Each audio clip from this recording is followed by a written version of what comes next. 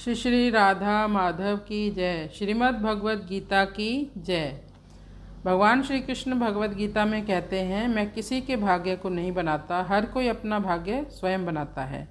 तुम आज जो कर रहे हो उसका फल तुम्हें कल प्राप्त होगा, और आज जो तुम्हारा भाग्य है वह तुम्हारे पिछले किए गए कर्मों का ही फल है। भगवद गीता से समस्त मानव जाति को लाभ मिलता है। भगवद गीता किसी एक धर्म समुदाय के लिए नहीं है, पूरी सृष्टि के मानव जाति के लिए है। श्रीमद् भगवद गीता का दूसरा अध्याय और श्लोक संख्या 50 का भी हम पाठ करेंगे। बुद्धि युक्तो जहातिह उभे सुकृत दुष्कृते तस्मात् योगाय युज्यस्व योगा कर्मसु कौशलम। बुद्धि युक्तो जहातिह उभे सुकृत दुष्कृते तस्मात् योगाय युज्यस्व योगा कर्मसु कौशलम। बुद्धि युक्तो जहाति है, यानी वो ही भक्ति युक्त कर्म निष्काम कर्म योग जहाति है त्याग देता है। उभय यानी जो व्यक्ति भगवान की भक्ति में लगा रहता है वो दोनों प्रकार के कर्मों को त्याग देता है, सुकृत और दुष्कृत। पुण्य कर्मों से भी उसे कोई लेना देना नहीं और पाप कर्मों से भी उसे कोई लेना देना नहीं। तस्मात् इसलिए योगाय योग में स्थित होकर भगवान से अपने संबंध को जानकर युज्यस्व तुम युद्ध करो अर्जुन, और ऐसा युद्ध योग होगा। कर्म की कुशलता क्या है? कर्म की कुशलता यही है कि हम अपने सभी कर्मों को करते समय भगवान का स्मरण करते रहें, भगवान को याद रखें और भगवान से जुड़े रहें। खाना तो सभी लोग खाते हैं, पेट भरने के लिए खाना पड़ता है, लेकिन जो लोग भगवान को ऑफ़र करके भगवान को भोग लगाकर खाना खाते हैं वो सबसे पहले तो वो प्रसाद बन जाता है आपके लिए, और अन्न दोष से मुक्ति मिल जाती है, पाप कर्म से भी मुक्ति मिल जाती है। हर व्यक्ति इस संसार में कोई ना कोई कार्य कर ही रहे हैं।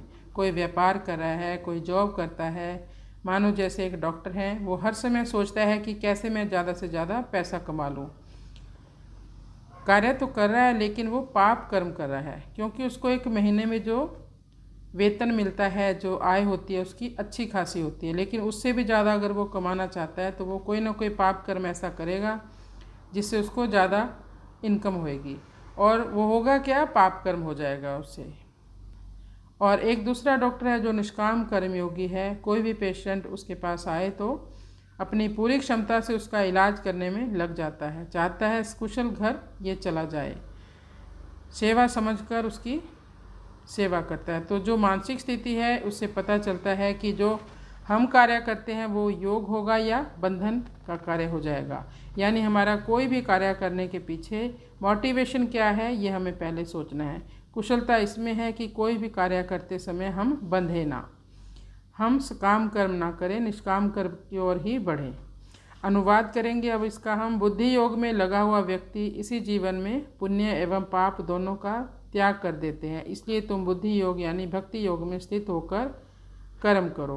बुद्धि योग के आश्रय में कर्म करना कर्मों की कुशलता है। आपको अपना 100% देना होगा।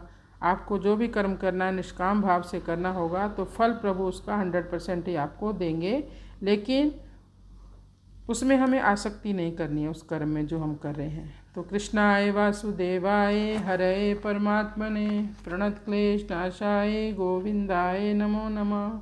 हरि शरणम हरि शरणम हरि शरणम।